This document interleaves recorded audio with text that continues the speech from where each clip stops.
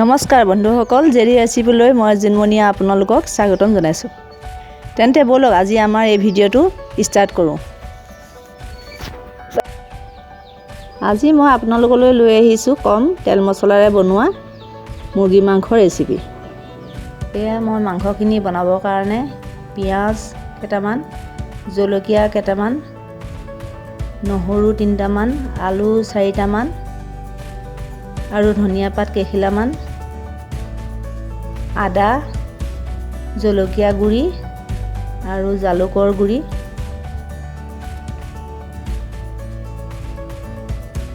জিৰা গুড়ি মাংসত দিবলৈ এইখিনি যোগাৰ কৰি লৈছোঁ। মাংসখিনি ভালকৈ ধুই লৈছোঁ।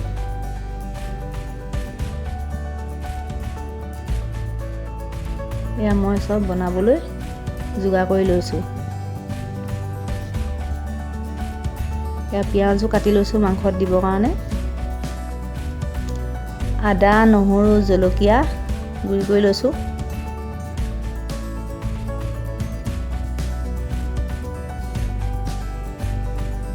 হালধি গুড়িও লৈ লৈছোঁ। এয়া এতিয়া মই মাংসখিনি বনাবৰ কাৰণে কেৰাহীখন পাতি দিছোঁ।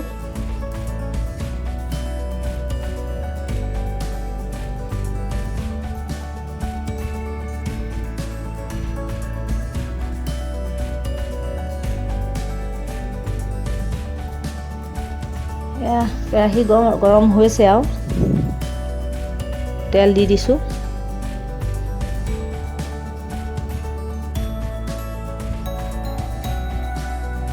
কমকৈ দিছোঁ, আপোনালোকে বেছি দিও বনাব পাৰে।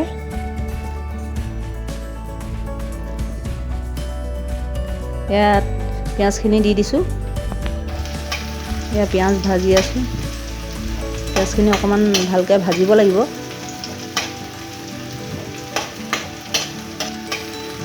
দেৰাই দিব নালাগে। অলপ ৰঙচুৱা হ'লে তাত মছলাখিনি দিব লাগিব, নহৰু, আদা নহৰুখিনি। তাৰপাছত এতিয়া নহৰু আদাখিনি ভালকৈ ভাজি ল'ব লাগিব।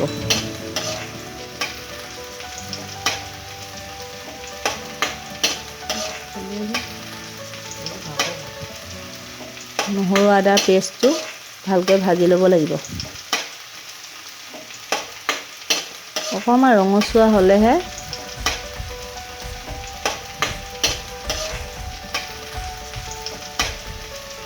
মছলা, জিৰা গুড়ি, জালুকৰ গুড়িখিনি দি দিব লাগিব।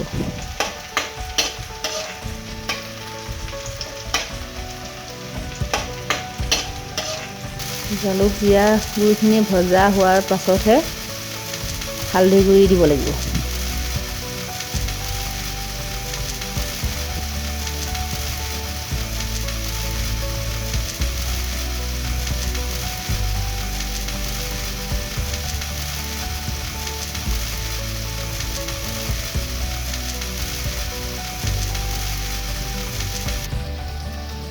জিৰা 1 চামুচমান দিছোঁ আৰু জালুকৰ গুড়িও আধা চামুচ দিছোঁ। জলকীয়া গুড়িও আধা চামুচমান দি দিছোঁ। এইখিনি এতিয়া ভালকৈ ভাজিব লাগিব। নিমখটোও দি দিছোঁ লগতে।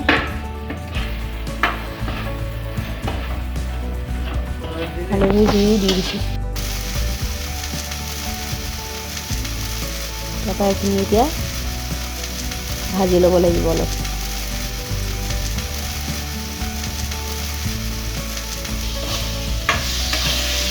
এইখিনি ভজা হৈ গৈছে।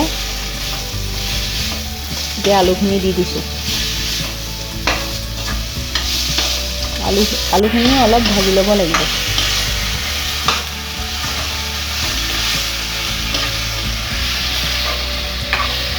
আলুখিনি ভালকৈ ভাজি ল'ব লাগিব।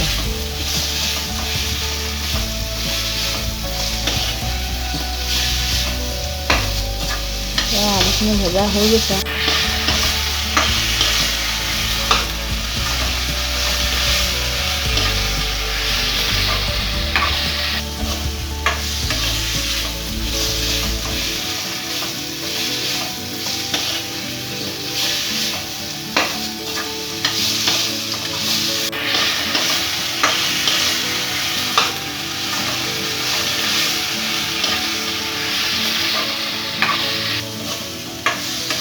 আলুখিনি ভজা হৈ গৈছে। এতিয়া মাংসখিনি দি দিছোঁ।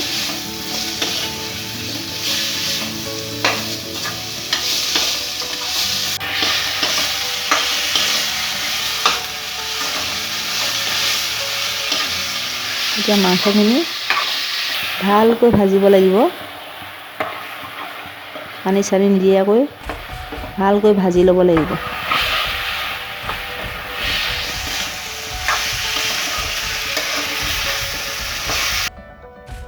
খুব লৰাই ভালকৈ ভাজিব লাগিব।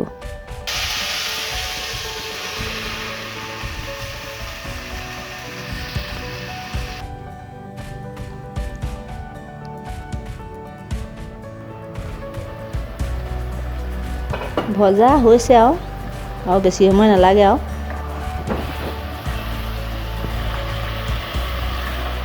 এতিয়া অকণমান পানী দি ঢাকি দিব লাগিব।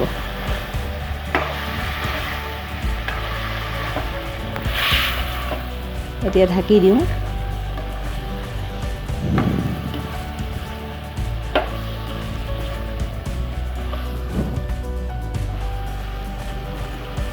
পাঁচ মিনিটৰ পাছত এতিয়া উদঙাইছোঁ।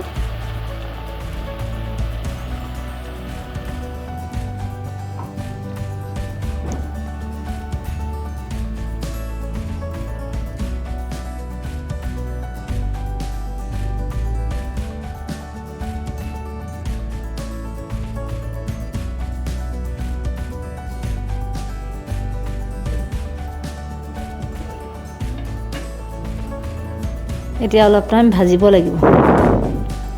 পানী আৰু অকণমান দি দিছোঁ।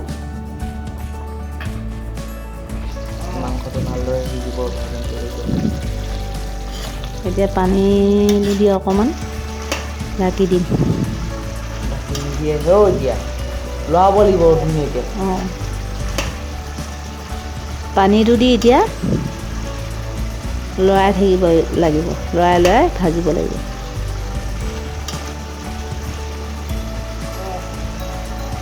এইখিনিতে প্ৰায় ভাজি হৈ গৈছে।